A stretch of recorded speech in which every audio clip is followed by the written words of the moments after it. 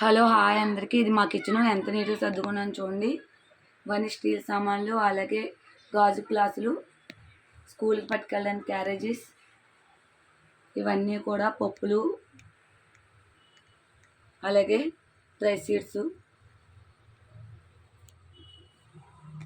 ఈ బాక్సుల్లో మొత్తం అన్నీ కూడా నేను హాలిడేస్ స్కూల్ వెళ్ళి వచ్చినప్పటికి ఎలా పడితే అలాగ అయిపోయింది.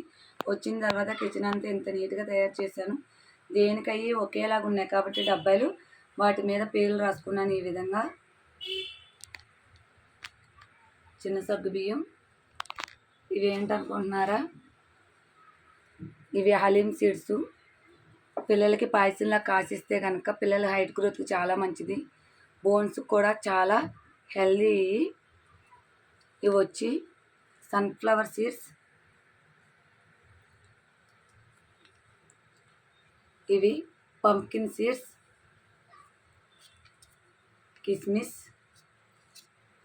డ్రై డేట్స్, బాదం, నువ్వులు, కందిపప్పు ఉంది కదా, దీని వెనకాల ఉన్నాయి మక్కన.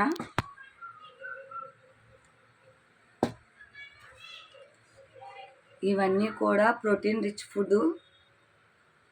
మొత్తం అన్ని ఇలా బౌల్లో వేసుకొని ఓట్స్ చేసినప్పుడు ఓట్స్లో వేయడానికి కానీ, లేకపోతే జ్యూసులు తయారు చేసినప్పుడు జ్యూసులు వేయడానికి కానీ చాలా సింపుల్గా తీసుకోవడానికి, పిల్లలు హెల్తీగా ఉండడానికి చాలా బాగా ఉపయోగపడతాయి.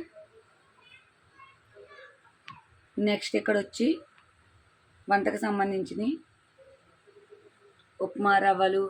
ఇవి వచ్చి మళ్ళీ బార్లీ గింజలు, చియా సీడ్స్, సబ్జాలు. సమ్మర్లో కానీ మనం చియా సీడ్స్తో ఓట్స్ వేసుకుని తయారు చేసుకున్నప్పుడు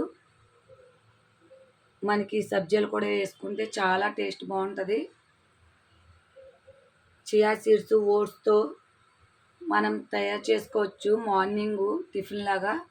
అలాగే సబ్జాలు ఓట్స్తో కూడా మనం మార్నింగ్ స్నాక్స్ లాగా.